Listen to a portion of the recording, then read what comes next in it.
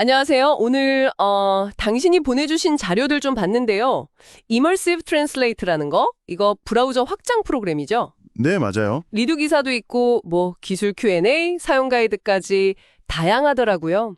그래서 오늘 이걸 좀 깊게 파보려고 합니다. 네, 이게 웹사이트나 PDF, 또 영상 같은 외국어 컨텐츠 볼 때요. 어떤 가능성을 열어주는지, 특히 당신처럼 정보 빨리 얻고 싶은 분들한테 정말 도움이 될지 한번 알아보죠. 네, 좋습니다. 이 도구의 가장 핵심적인 특징은 바로 이중언어 대조 번역 기능이에요. 아, 이중 언어? 네, 그냥 번역문만 띡 보여주는 게 아니고요. 원문하고 번역문을 이렇게 나란히 배치해서 보여줍니다. 그래서 원문의 어떤 뉘앙스나 맥락을 놓치지 않게 도와주는 거죠. 그게 중요하겠네요. 그렇죠. 특히 좀 복잡한 내용 다룰 때는 번역만 봐서는 의미 전달이 좀 부족할 수 있잖아요. 맞아요. 그리고 DPL이나 구글, 오픈 AI 같은 거 한 10가지 넘는 번역 엔진을 지원하거든요. 와, 10가지나요? 네. 근데 이게 그냥 뭐 선택지가 많다, 이게 중요한 게 아니고요. 사용자가, 그러니까 당신이 직접 그 결과들을 비교해 보면서 어떤 번역이 이 맥락에 더 맞는지 이걸 좀 비판적으로 판단할 수 있게 해준다는 점, 그게 핵심입니다. 아, 그 비판적 판단이라는 포인트가 되게 흥미롭네요. 웹페이지 번역할 때도 보니까 주요 컨텐츠 영역만 지능적으로 인식해서 보여준다. 이런 기능도 있더라고요. 이게 그냥 기술적으로 된다, 이걸 넘어서 당신이 뭐 광고나 쓸데없는 메뉴 같은 거에 시간 뺏기지 않고 딱 원하는 정보, 예를 들어 기사 본문이나 논문의 핵심 주장, 거기에만 집중하게 해준다. 이런 의미로 받아들여도 될까요? 정확합니다.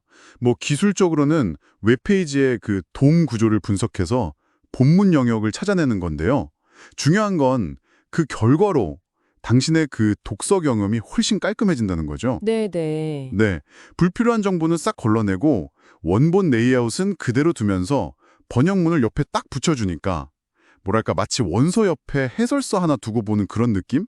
그걸 웹에서 구현한 거죠. 오, 비유가 좋네요. 영상 자막도 비슷해요. 유튜브나 넷플릭스 같은 거 볼 때요. 실시간으로 이중언어 자막 나오면 이게 그냥 편리하다 이걸 넘어서 당신의 어학학습이나 아니면 뭐 그 문화권 컨텐츠를 좀 더 깊이 이해하는 데 도움이 될 수 있는 도구가 되는 거죠. 그렇군요. 그럼 이제 문서 쪽으로 가보면 PDF나 전자책, 그 EPUB 파일 같은 것도 번역 네. 지원한다고 하셨는데 특히 PDF는 무료랑 프로 버전 사이에 기술적인 차이가 좀 있다고요. 아, 네. 그게 좀 중요합니다. 예를 들어서 당신이 아주 오래된 논문, 이렇게 스캔된 거 있잖아요. 네, 있죠. 아니면 수식이 막 복잡하게 들어간 기술 문서 같은 걸 봐야 한다면 이게 그냥 텍스트만 추출하는 수준을 넘어서 이미지 안에 있는 글자까지 인식하는 그 OCR 기능이라든지 아니면 되게 복잡한 레이아웃을 자동으로 재배열해주는 기능, 이런 건 이제 프로 버전에서 제공하는 고급 기능들이죠. 그런 게 필요할 수 있겠네요. 아, 그럼 그런 특정 상황에서는 프로가 거의 필수적이겠군요. 연구자분들이나. 네, 그렇죠. 그런 고급 기능들은 진짜 특정 사용자, 뭐 연구자나 전문가처럼 복잡한 문서를 자주 다루는 당신 같은 분들한테는 그냥 편의 기능이 아니라 생산성이랑 바로 연결될 수 있는 부분이죠. 물론 기본적인 PDF 번역은 무료 버전으로도 충분히 가능하고요. 네, 그리고 또 보니까 마우스를 이렇게 단락위에 올리면 바로 번역이 뜨는 호버 번역 이것도 있고 웹페이지 입력 상자에서 바로 번역하는 기능도 있던데요. 네, 맞아요. 그런 소소한 기능들. 네, 그런 소소한 기능들이 모여서 큰 차를 만들 것 같아요.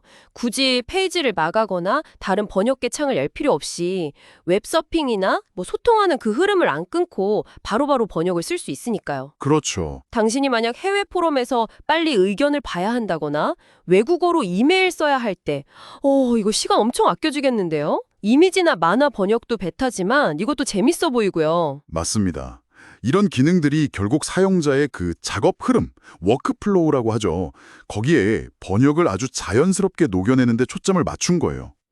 브라우저 안에서 사용자의 행동, 뭐 마우스 움직임이나 텍스트 입력 같은 걸 감지해서 바로바로 실시간으로 번역 결과를 보여주는 거죠. 네. 근데 물론 이걸 하려면 외부 번역 엔진 서버랑 통신을 해야 합니다. 여기서 이제 당신이 한번 생각해 보셔야 할 점은 만약 좀 민감한 정보를 다룬다. 그럴 경우엔 해당 내용이 외부 서버로 전송될 수 있다는 사실이에요. 아, 그렇죠. 보안 문제. 네, 물론 개발사 측에서 당연히 보안 조치는 하겠지만 그래도 사용하시는 용도에 따라서는 좀 인지하고 계셔야 할 부분이죠. 플랫폼 지원도 꽤 넓더라고요.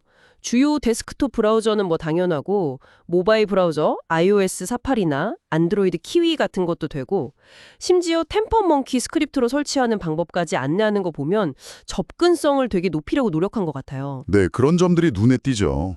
핵심 기능은 무료로 쓸 수 있지만 아까 말씀하신 PDF 프로 기능이나 만화 번역 같은 좀 더 특별한 기능은 유료 모델이라는 점도 확인했고요. 네, 아마 그 접근성이랑 고급 기능 사이에서 좀 균형을 잡으려는 시도로 보입니다.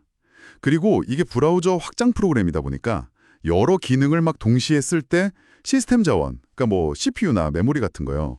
그걸 얼마나 효율적으로 쓰는지도 장기적으로 사용하려면 중요할 수 있습니다. 아, 그렇죠. 컴퓨터 느려지면 안 되니까. 네, 특히 당신처럼 막 탭 여러 개 띄워놓고 프로그램 여러 개 돌리는 경우에는 더 신경 쓸 수 있겠죠. 자, 그럼 오늘 이야기 좀 정리를 해보면요.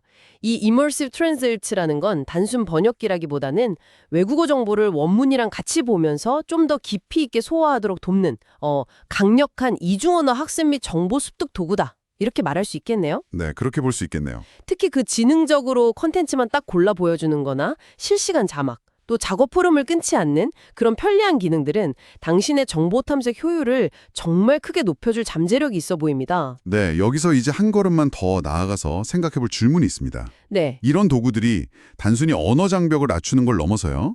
우리가 정보를 소비하고 또 그 정보의 진위를 판별하는 방식 자체를 어떻게 바꾸고 있을까요? 이제 여러 AI 번역 결과를 쉽게 비교해 볼 수 있게 되면서 그 번역의 질을 스스로 평가하는 능력, 그게 점점 더 중요해지는 시대거든요. 당신은 이 도구가 주는 편리함 속에서 정보의 정확성이나 깊이를 어떻게 스스로 확보하고 또 비판적으로 활용해 나갈 생각이신가요? 이 질문을 한번 던져보면서 오늘 이야기를 마무리할까 합니다.